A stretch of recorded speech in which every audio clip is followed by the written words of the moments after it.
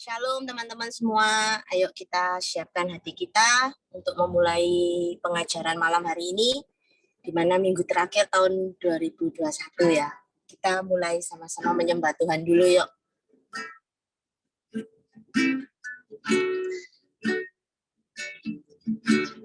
Bapakku, ku mengasihimu, bukan hanya dengan pujian, lewat perbuatanku, ku menyenangkanmu, hidup yang berkenan di hadapanmu. Sekali lagi katakan Bapakku, Bapakku, ku mengasihimu, bukan hanya dengan pujian, lewat perbuatanku, ku menyenangkanmu, hidup yang berkenan di hadapanmu. Ku percaya kepadamu dalam setiap rancanganmu yang terbaik bagi kehidupanku. Hidupi semua kebenaranmu jadi bagian hidupku, sampai ku dapat puaskan hatimu. Ku percaya kepadamu dalam setiap rancanganmu yang terbaik bagi kehidupanku. Hidupi semua kebenaranmu jadi bagian hidupku, sampai ku dapat puaskan hatimu. Katakan Bapakku, Bapakku, ku mengasihimu, bukan hanya dengan pujian, lewat perbuatanku, ku menyenangkanmu, hidup yang berkenan di hadapanmu. Sekali lagi katakan, Bapakku, ku mengasihimu, bukan hanya dengan pujian, lewat perbuatanku, ku menyenangkanmu, hidup yang berkenan di hadapanmu. Ku percaya kepadamu dalam setiap rancanganmu yang terbaik bagi kehidupanku. Hidupi semua kebenaranmu jadi bagian hidupku, sampai ku dapat puaskan hatimu. Ku percaya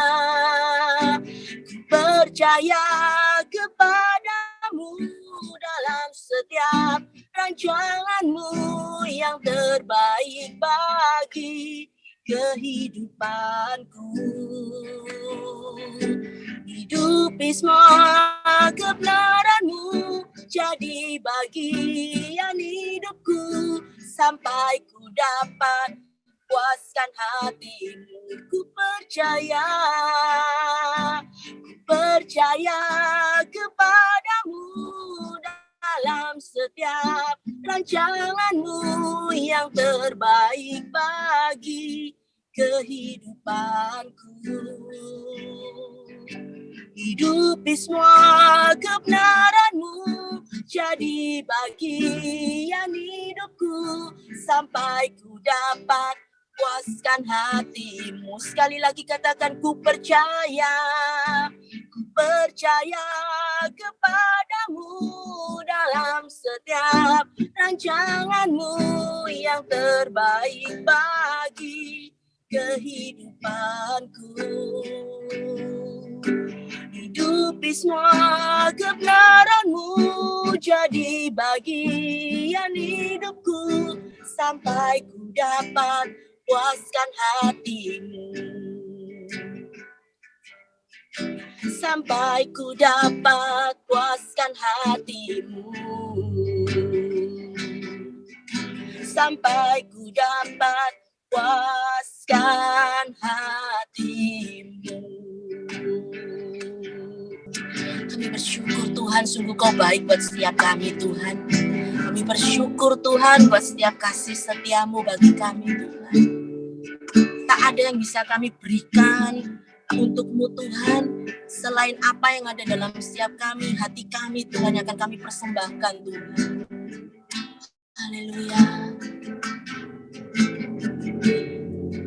Hanya ini Tuhan persembahanku, segenap hidupku, jiwa dan ragaku. Sebab tak ku miliki harta kekayaan yang cukup berarti untuk ku persembahkan. Hanya ini Tuhan permohonanku. Terimalah Tuhan persembahanku. Pakailah hidupku sebagai alat-Mu seumur hidupku. Hanya ini Tuhan persembahanku, segenap hidupku, jiwa dan ragaku. Sebab tak ku miliki harta kekayaan yang cukup berarti untuk ku persembahkan. Hanya ini Tuhan permohonan. Terimalah Tuhan persembahanku. Pakailah hidupku sebagai alat-Mu seumur hidupku. Pakailah hidupku. Pakailah hidupku sebagai alat-Mu seumur hidupku. Pakailah hidupku. Pakailah hidupku sebagai alat-Mu seumur hidupku. Kak Ana, saya persilahkan. Di minggu terakhir di tahun ini Tuhan kami berkumpul bersama. Terima kasih untuk hari-hari yang telah kami lalui. Terus kami memohon Tuhan, terus kami meminta pimpinanmu. Juga pada hari ini, taruhkan firman-Mu di dalam mulut hamba. Taruhkan firman-Mu untuk kami semua di sini Tuhan, untuk hamba dan saudara-saudara hamba di sini. Firman-Mu yang memberikan kekuatan, firman-Mu yang membukakan kebenaran, firman-Mu yang menegur, meneguhkan. Terima kasih Tuhan, kami mau dengar firman-Mu. Di dalam nama Tuhan Yesus kami berdoa. Amin. Selamat malam. Judulnya malam ini Vanity of Vanities. All is vanity. Itu saya ambil dari kitab Pengkhotbah. Kesia-siaan, ya, segala sesuatunya adalah sia-sia, kata Pengkhotbah. Memang kata ini saya ambil dari bahasa Inggris yang sekarang lebih diartikan kesombongan ya daripada kesia-siaan. Kata ini dari King James Version ya, yang sekarang artinya bergeser kepada kesombongan. Kalau zaman dulu waktu King James Version diterjemahkan itu lebih kepada kekosongan dari kekosongan gitu ya, vanity ini. Nah, kata-kata ini diambil dari kitab Pengkhotbah. kitab pengkhotbah atau dalam bahasa Ibrani-nya Kohelet ya, arti bahasa sebenarnya ya, judul sebenarnya dari kitab itu adalah Kohelet. Nah, Kohelet atau pengkhotbah. Kata Kohelet berasal dari kata kahal.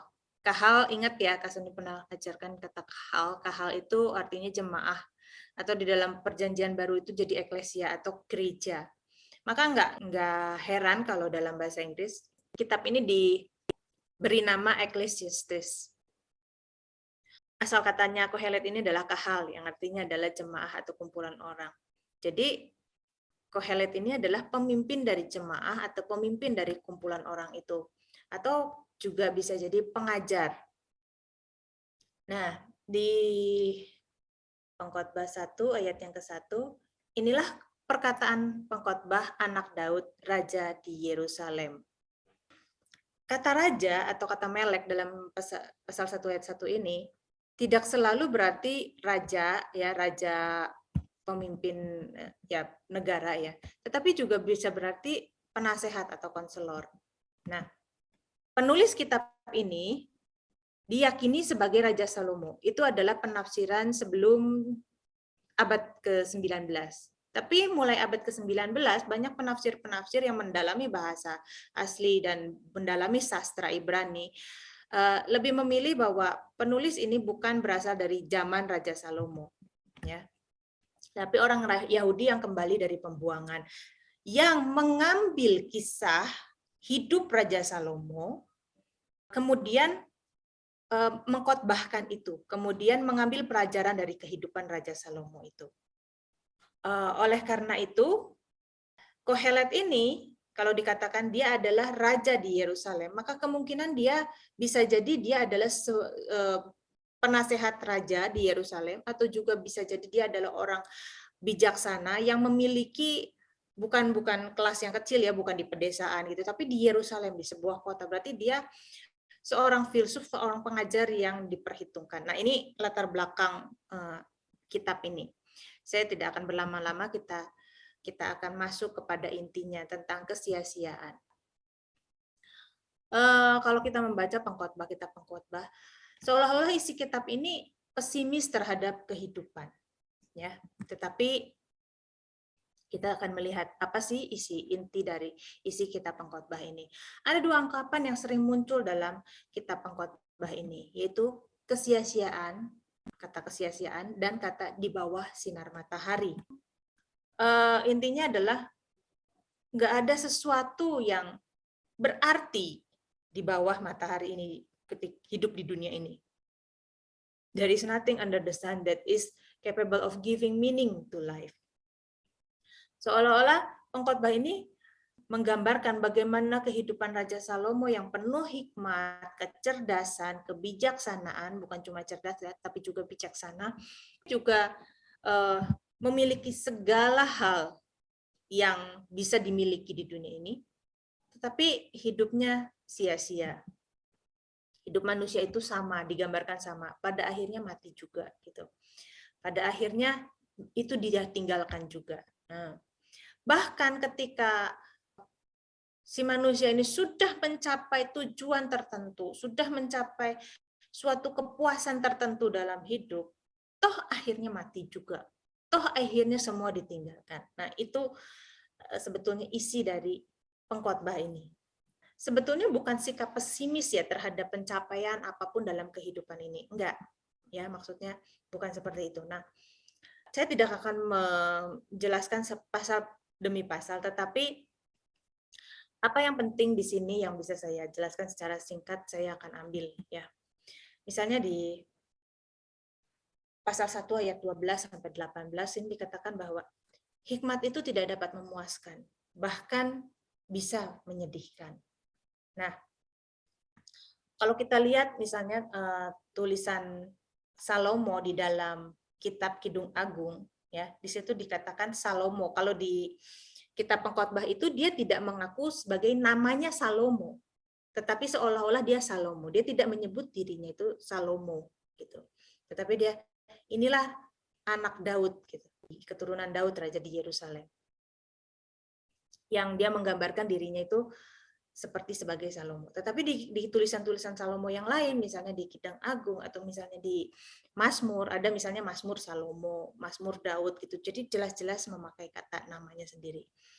Nah, di sini dia menggambarkan bahwa hikmat itu tidak dapat memuaskan. Ya, kalau kita lihat di Kidung Agung, dia bahkan mencari orang yang dapat mencintainya dengan tulus. Bahkan bisa menyedihkan. Ya, pengejaran akan kesenangan juga hanya usaha menjaring angin atau tidak menghasilkan apa-apa.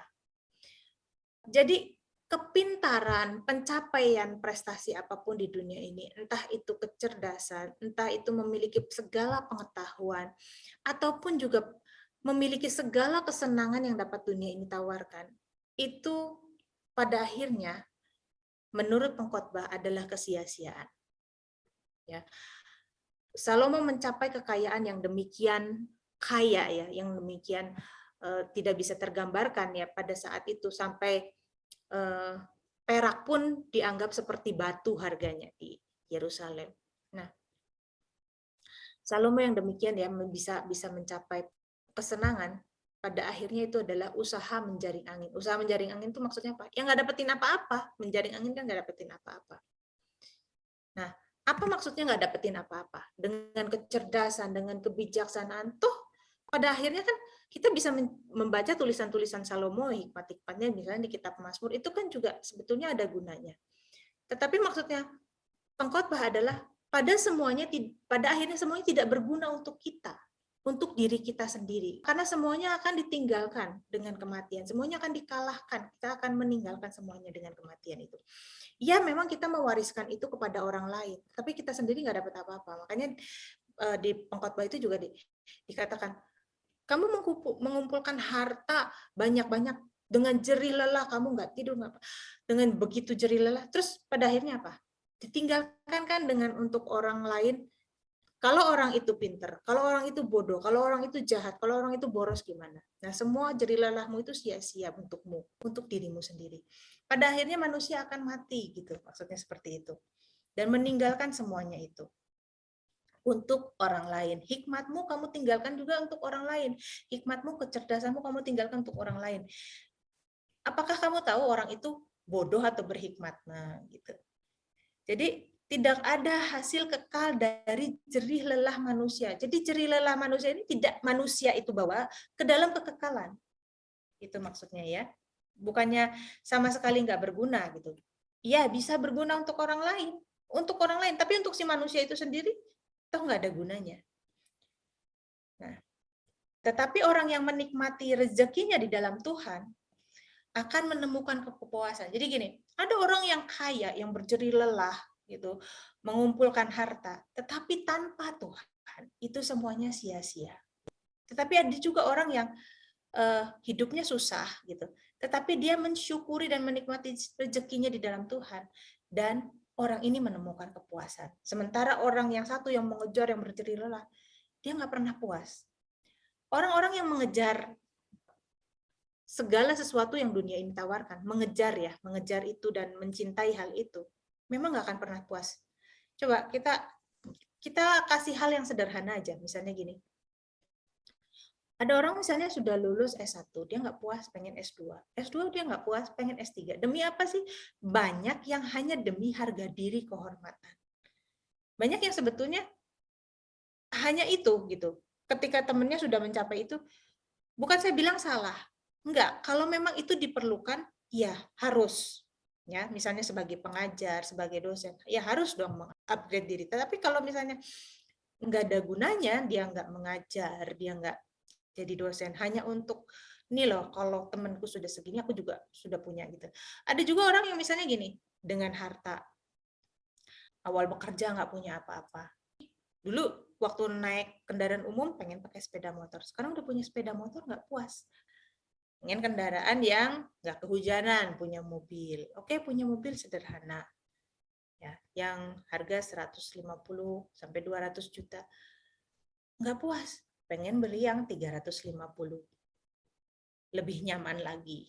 Gitu. Lebih lega, lebih nyaman. Nggak puas, pengen punya mobil yang harganya 800 sampai 1 miliar. Kan seperti itu. Nggak pernah puas manusia itu. Kalau manusia itu mengejar kesenangan, mengejar kenikmatan, itu tidak akan pernah puas. Bukannya salah, nggak apa-apa, ya. Tapi tujuannya apa? Kalau tujuannya, motivasinya, kembali lagi ke motivasinya. Motivasinya ini hanya untuk mengumpulkan, hanya demi kepuasan, maka orang tidak akan pernah puas. Tanpa Tuhan, orang tidak akan pernah puas. Tetapi orang yang menikmatinya di dalam Tuhan dengan mengucap syukur dengan apa yang ada, ya saya sudah berjerih lelah dan inilah yang Tuhan izinkan, maka orang itu akan menemukan kepuasan. Nah, pengkhotbah juga bilang kan, segala sesuatu ada waktunya, ada waktu untuk menangis, ada waktu untuk tertawa. Nah, pengkhotbah bilang bahwa setiap aktivitas dalam kehidupan ini memiliki waktu yang sudah ditentukan oleh Tuhan. Ada waktunya semuanya itu. Tetapi walaupun semua itu sudah ada waktunya, kenyataan ini tidak memberikan pengharapan yang teguh. Kenapa? Karena dia nggak tahu waktunya itu kapan. Ada waktu untuk menangis, ada waktu untuk meratap, ada waktu untuk tertawa. Iya, tapi kapan? Kan nggak tahu. Tiba-tiba aja kita kehilangan orang yang kita kasihi. Nah, itulah waktunya untuk meratap. Kita tahu pada waktu itu terjadi. Kita nggak tahu itu kapan. Kenapa? Karena semuanya itu tersembunyi di tangan Tuhan. Tuhan itu menyembunyikan masa depan itu dari mata manusia. Manusia tahu sih, ya ini sekarang kita kehilangan, kita waktunya menangis. Kita kesusahan, kita waktunya meratap. Kita dapetin sesuatu yang membuat kita senang, kita waktunya bahagia. Menikah misalnya, kita waktunya tertawa, bahagia gitu. Dapat jodoh, dapat pacar misalnya, seperti itu. Setiap dalam kehidupan ini ada waktunya. Ya, ada waktunya, ada waktu untuk menangis, ada waktu untuk meratap, ada waktu untuk berbahagia. Artinya Tuhan mengizinkan manusia untuk berekspresi. Dan itu harus kita lalui. Misalnya gini, waktunya meratap, merataplah. Jangan misalnya, oh, sok rohani gitu ya. Jangan bersedih kalau misalnya kita sedang kehilangan seseorang, orang tua atau sahabat atau siapa, terutama pada masa pandemi ini ya. Kita banyak kehilangan orang-orang yang kita kenal, bahkan orang-orang yang dekat dengan kita, yang kita sayangi, yang kita cintai. Ketika waktunya untuk meratap, merataplah. Jangan ditekan, jangan justru dihalang-halangi. Pengkhotbah katakan di sini ada waktunya untuk meratap. Ya, berarti waktunya untuk meratap, merataplah. Ya, it's okay to not be okay gitu ya. Nggak apa-apa kalau kamu merasa nggak baik-baik aja gitu. Jangan kita merasa sebagai orang Kristen itu semuanya harus baik-baik saja, semuanya harus manis, dan kita pasang topeng akhirnya. Pasang topeng selalu baik-baik saja. Nah, kalau dikatakan semua ada waktunya dan Tuhan pun memberikan jiwa kita ini ekspresi untuk berekspresi, maka seharusnya kita mengekspresikan itu, bukannya menekan itu. Tetapi ya kita tidak pernah tahu kapan itu, maka kita harus bisa fleksibel. Kapan waktunya menangis dengan orang yang menangis, kapan waktunya kita berbahagia dengan orang yang berbahagia. Nah, karena masa depan ini ada di tangan Tuhan, maka kita seharusnya bergantung kepada Tuhan, bergantung dalam perlindungan Tuhan, karena kita tidak pernah tahu kapan kita akan mengalami semuanya itu. Nah, karena itu manusia seharusnya mencari kepuasan dalam hidup ini melalui pengenalan akan Tuhan, kenal dengan Tuhan, dan bergantung sungguh-sungguh kepada Tuhan karena kita tidak pernah tahu apa yang akan terjadi pada hari esok. Kita melewati tahun 2021 ini.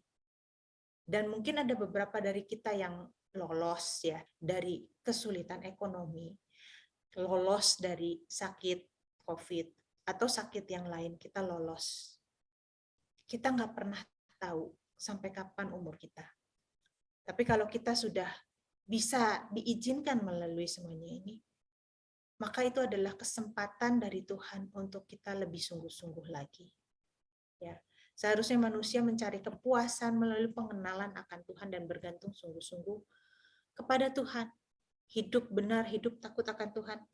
Karena sesudah kematian tidak ada lagi kesempatan untuk itu, dan kita tidak pernah tahu umur kita sampai kapan. Ada orang yang sakit kronis menahun, tapi tetap masih bertahan. Ada orang yang sehat, tiba-tiba dalam seminggu sudah nggak ada karena kena COVID. Nah, masa depan itu tersembunyi gitu. Kita nggak pernah tahu. Ya, karena itu sungguh-sungguhlah kita bergantung sama Tuhan. Dan segala penderitaan dalam hidup, penindasan, kehampaan, kesukaran hidup, kehampaan, kekayaan yang nggak memuaskan ya, semuanya itu menunjukkan kesia-siaan. Bahkan misalnya orang yang berharap misalnya punya jodoh, sudah punya jodoh pasti ada masalah, bukan happily ever after gitu. Setelah punya jodoh menikah ada masalah lagi, misalnya masalah keuangan. Setelah masalah keuangan selesai, ada masalah lagi, belum bisa punya anak. Itulah hidup. Itulah realita hidup, penuh dengan kesukaran. Selama manusia hidup di dunia ini, penuh dengan kesukaran. Itulah realita hidup. Sejak Adam dan Hawa jatuh dalam dosa. Inilah realita hidup. Jangan orang Kristen itu jadi cengeng untuk bisa menghindari kesukaran-kesukaran, pengennya hidup mudah, semuanya dipermudah gitu. Dalam kitab Pengkhotbah ini dinyatakan bahwa inilah realita hidup, ya. Sikap yang benar, kita harus bertanggung jawab dan kita harus takut akan Allah. Nah, apa yang Pengkhotbah nasihatkan? Karena masa depan tidak kita ketahui, maka manusia itu harus bijaksana dan belajar dari ketetapan-ketetapan alam. Jadi Pengkhotbah 11 ayat 1 sampai 8 itu manusia diajar untuk lihat nih, semuanya itu ada aturannya. Semuanya itu nggak bisa gitu ya, kita itu memotong aturan-aturan gitu. Semuanya ada aturannya. Misalnya Pengkhotbah 11 ayat 3, bila awan-awan sarat mengandung hujan, maka hujan itu dicurahkan ke atas bumi. Yaitu sudah aturannya begitu. Nah, dan bila pohon tumbang ke selatan atau ke utara, di tempat pohon itu jatuh, disitulah ia tinggal terletak. Dan sebagaimana engkau tidak mengetahui jalan angin dalam tulang-tulang dalam rahim seorang perempuan yang mengandung, demikian juga engkau tidak mengetahui pekerjaan Allah yang melakukan segala sesuatu. Nah, karena itu taburkanlah benihmu pagi-pagi hari dan jangan memberi istirahat kepada tanganmu pada petang hari, karena engkau tidak mengetahui apakah yang ini atau yang itu yang akan berhasil atau kedua-duanya sama baik. Jadi kita harus hidup bertanggung jawab. Itulah aturan yang sudah Allah yang berdaulat itu tetapkan. Allah itu berdaulat, iya. Tetapi kedaulatan Tuhan bukan berarti kita bisa gunakan semau-maunya. Kita kan umatnya Tuhan. Terus kita bisa untuk semau-maunya meminta-minta tolong Tuhan. Enggak. Tuhan sudah buat aturan. Kalau kita bekerja, kita bisa makan. Tapi yang terpenting adalah carilah Allah sejak masa muda sebagai persiapan kekekalan. Pengkhotbah ini bilang ya, di 11 ayat 9 dikatakan gini, bersukarialah hai pemuda dalam kemudaanmu, biarlah hatimu bersukar pada masa mudamu, dan turutilah keinginan hatimu dan pandangan matamu. Tetapi ketahuilah bahwa karena segala hal ini Allah akan membawa engkau ke pengadilan. Nah, di sini seolah-olah Pengkhotbah tuh katakan gini, oke, kamu mau senang-senang, silahkan. Ayo, senang-senang aja, puasin aja. Apa yang kamu suka lakukan aja, nggak apa-apa, lakukan. Terusin aja, terusin. Tapi ingat ya, Tuhan akan membawa engkau ke pengadilan. Jadi maksudnya, ya hati-hati anak muda gitu. Hati-hatilah anak muda kalau kamu mau bersuka dalam kemudaanmu. Hati-hati, semuanya itu akan diperhitungkan Tuhan. Setiap perbuatan manusia akan diadili dan dibuktikan benar atau jahat. Maka seharusnya setiap orang harus hidup menghormati Tuhan, harus hidup takut akan Tuhan. Nah, ini pesannya Pengkhotbah di kesimpulannya di pasal yang terakhir. Ingatlah akan penciptamu pada masa mudamu, sebelum tiba hari-hari yang malang dan mendekat tahun-tahun yang kau katakan, tidak ada kesenangan bagiku di dalamnya. Sebelum matahari dan terang, bulan bintang-bintang menjadi gelap, dan awan-awan datang kembali sesudah hujan. Pada waktu penjaga-penjaga rumah gemetar, dan orang-orang kuat membungkuk, dan perempuan-perempuan penggiling berhenti karena berkurang jumlahnya. Dan yang melihat dari jendela semuanya menjadi kabur. Dan pintu-pintu di tepi jalan tertutup, dan bunyi penggilingan menjadi lemah. Dan suara menjadi seperti kicauan burung, dan semua penyanyi perempuan tunduk. Juga orang menjadi takut tinggi, dan ketakutan ada di jalan. Pohon badam berbunga, belalang menyeret dirinya dengan susah payah, dan nafsu makan tak dapat dibangkitkan lagi, karena manusia pergi ke rumahnya yang kekal, dan peratap-peratap berkeliaran di jalan. Nah, ini tentang kematian.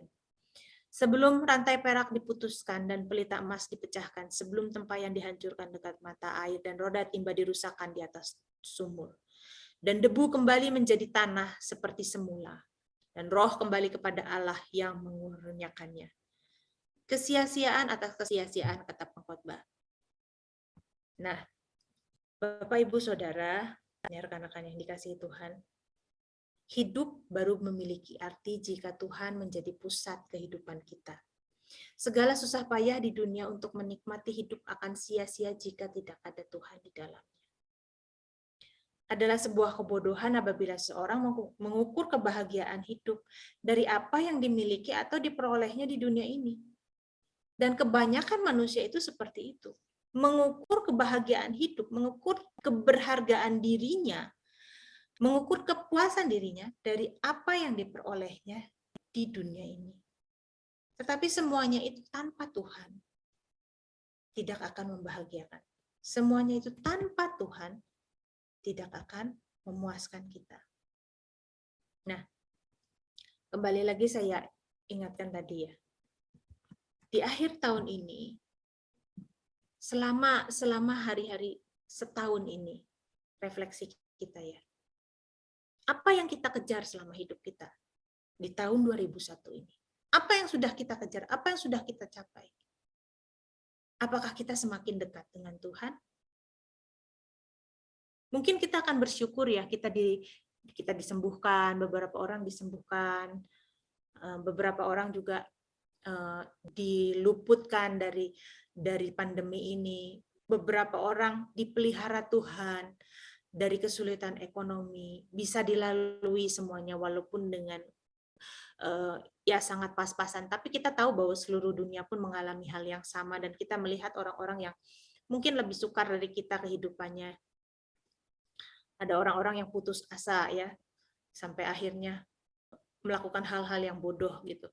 Tapi mungkin kita bisa dilalukan, diizinkan Tuhan, ditolong Tuhan melalui semuanya itu.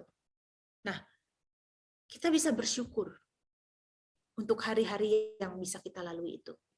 Kita ada sebagaimana kita sekarang, kita bersyukur pada Tuhan.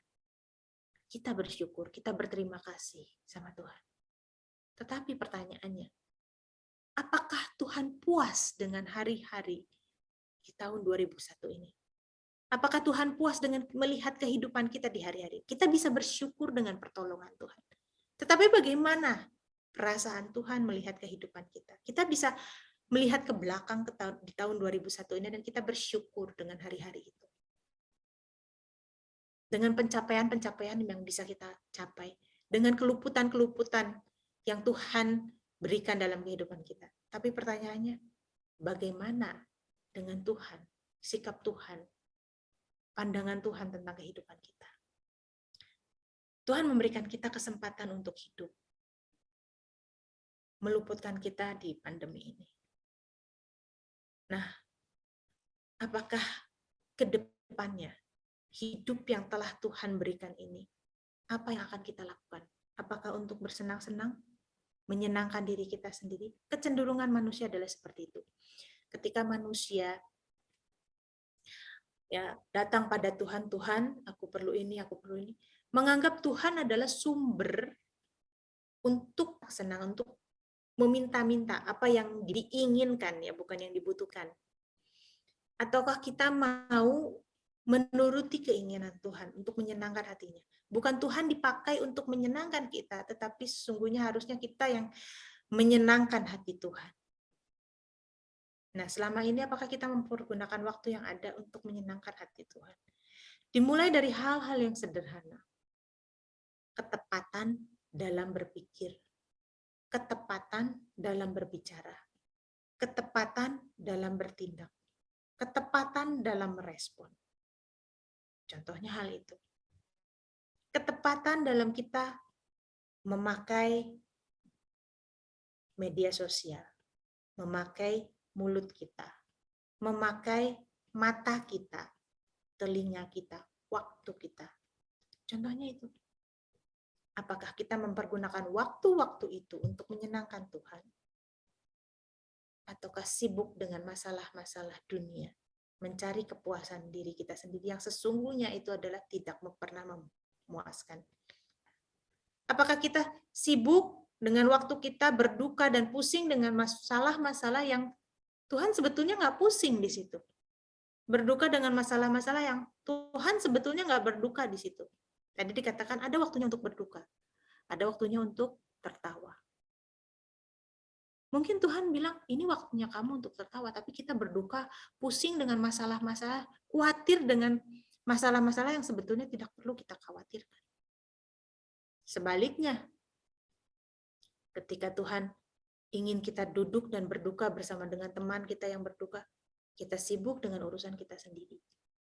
Kita tidak menolong orang lain, kita tidak terbeban dengan kesusahan-kesusahan, kesulitan-kesulitan orang lain. Waktunya sebetulnya itu waktunya kita berduka bersama orang lain, tetapi justru kita bersenang-senang sendiri. Nah, apakah kita berduka pada waktunya dan bersenang-senang pada waktunya? Bagaimana kita mempergunakan waktu yang ada selama setahun ini? Kita bisa melihat kebaikan Tuhan, kesabaran Tuhan, kesempatan mungkin bukan lagi kesempatan kedua, entah kesempatan itu ke-50, kesempatan ke-100 yang Tuhan berikan dalam kehidupan kita. Kita salah lagi dan kita minta ampun lagi dan kita bilang, Tuhan beri aku kesempatan untuk aku hidup benar. Dan Tuhan panjang sabar, ingat panjang bukan tanpa batas. Tuhan panjang sabar dan Tuhan memberikan kesempatan entah mungkin kesekian ratus kali kepada kita. Nah, apakah kita menyia-nyiakan kesabaran dan kebaikan Tuhan? Tuhan memelihara melalui setiap peristiwa. Tuhan memelihara iman kita, bahkan membentuk karakter kita melalui setiap peristiwa-peristiwa dalam kehidupan kita. Kita bisa melihatnya. Dan kita bersyukur untuk hari-hari yang sudah kita lalui itu. Tapi pertanyaannya kembali, apakah Tuhan pun bersuka cita? Apakah Tuhan pun bisa senang dengan melihat hari-hari yang sudah kita lalui? Ataukah Tuhan belum puas dengan hari-hari yang sudah kita lalui itu? Mari kita renungkan hal ini. Pesan dari pengkhotbah adalah bahwa suatu hari semuanya kita dan apa yang kita lakukan akan kita bawa, akan kita perhadapkan di hadapan Tuhan. Hendaknya di hari-hari ke depan kita tidak lagi membuang waktu sia-sia untuk hal-hal yang bukan hal yang utama perhatian kita. Kita harus hidup bekerja bertanggung jawab, ya. Tetapi fokus utama kita adalah perbaikan karakter kita. Fokus utama kita adalah manusia batiniah kita. Dan kalau manusia batiniah kita benar, pasti yang masih siswa, yang masih kuliah, pasti dia akan kuliah dengan benar. Kalau manusia batiniah kita benar, kalau karakter kita benar, pasti orang-orang yang bekerja dengan benar, bekerja dengan baik, bekerja dengan jujur, bekerja dengan giat. Pasti. Peduli dengan sesama, pasti. Kalau karakter, kalau manusia batiniah kita benar. Nah, mari kita fokus untuk semakin hari semakin mengenal Tuhan, semakin hari semakin membereskan diri kita di hadapan Tuhan. Supaya ketika masa pengadilan Tuhan itu tiba, kita boleh tegak berdiri dan tidak malu di hadapannya. Betapa ku mencintai, Kita bersyukur kepada Tuhan. Tuhan sudah tolong kita segala yang telah melalui segala terjadi. kesulitan, kesukaran, kita bersyukur karena Tuhan menyertai. Pernah sendiri Tapi apakah kita setia jalani beserta hidup ini, selalu menyertai.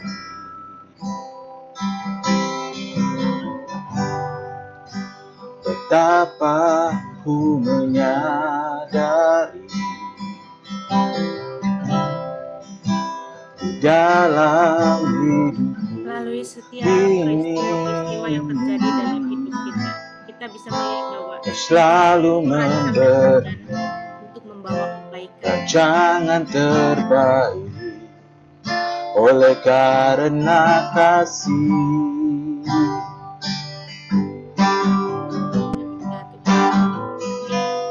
Bapa, sentuh hatiku, ubah hidupku, menjadi yang baru, bagai emas yang murni. Kau membentuk bejana hatiku, Bapa. Ajarku mengerti selalu memberikan sebuah kasih minta hati yang selalu memberi, agar air mengalir yang tiada pernah berhenti. sekali lagi betapa Mari dengan segenap hati pujikan pujian. Ku mencintai segala yang telah terjadi, Tuhan ada di sana dalam setiap kesulitan, tiap tak tawaran, pernah sendiri Dia ada jalani hidup ini, walaupun saat selalu menyertai. dan akhirnya kita melihat ada tangan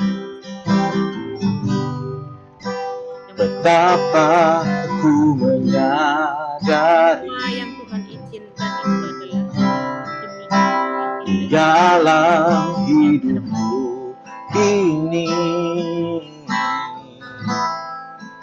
Kau selalu memberi rancangan terbaik, oleh karena kasih. Bapa sentuh hati Bapa,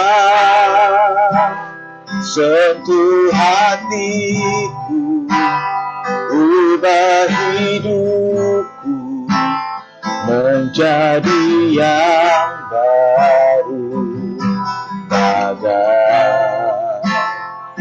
emas yang murni. Kau membentuk bejana hatiku, Bapa. Ajarku mengerti sebuah kasih yang selalu memberi, bagai air mengalir yang tiada pernah berhenti, bagai air mengalir yang tiada pernah berhenti. biarkan kami menemukan kasih-Mu Tuhan, kasih yang seperti air mengalir, dan biar itu ada di dalam hati kami. Kasih itu Tuhan, kasih daripada-Mu ada dalam hati kami. Oleh karena itu kami ingin mengenal Engkau lebih lagi. Kalau kami boleh mengucap syukur kepadamu, kami boleh bersyukur karena pertolongan-Mu, karena peluputan yang Kau berikan, karena kesempatan yang Kau berikan. Biarlah kami boleh Tuhan membuat Engkau bersuka, membuat Engkau tersenyum dengan kehidupan kami. Ampuni Tuhan kalau tahun ini kami belum membuat Engkau tersenyum.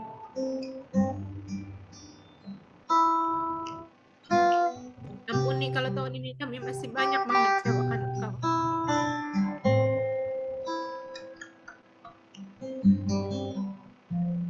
Tapi di tahun-tahun ke depan kami mau sungguh-sungguh belajar untuk tidak mengejar hal yang sia-sia, tapi mengejar hal yang kekal, Tuhan. Yaitu keserupaan seperti Engkau.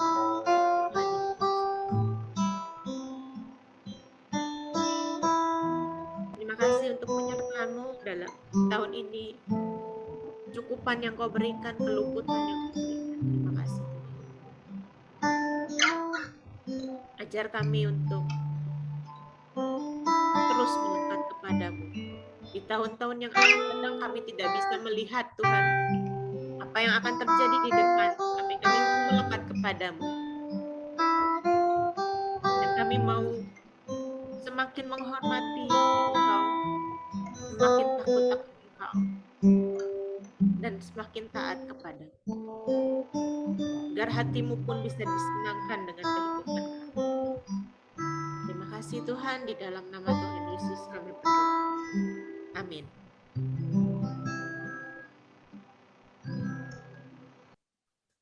Oke, Elsa, apa ada pertanyaan?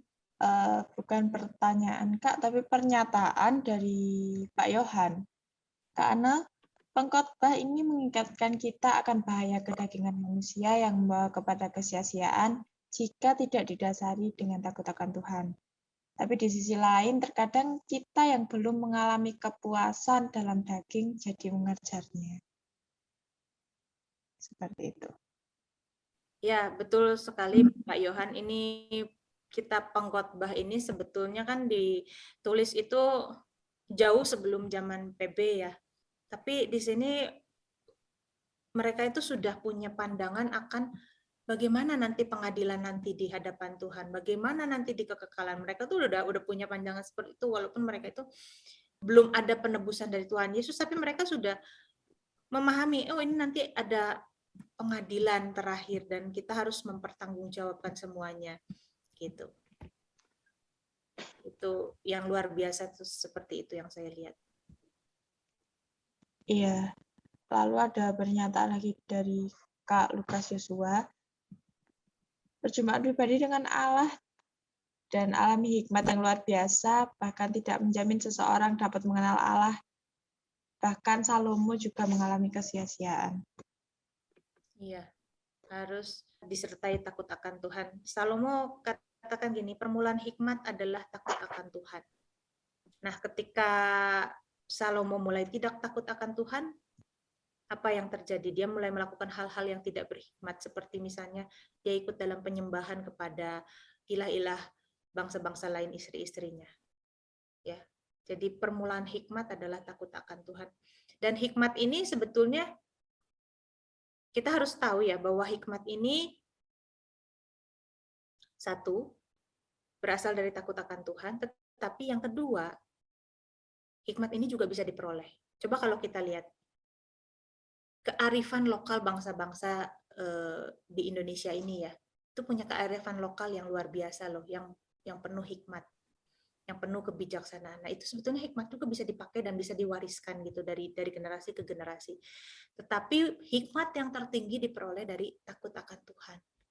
Oleh karena itu, orang yang takut akan Tuhan seharusnya lebih berhikmat daripada hikmat-hikmat orang yang berhikmat di dunia ini.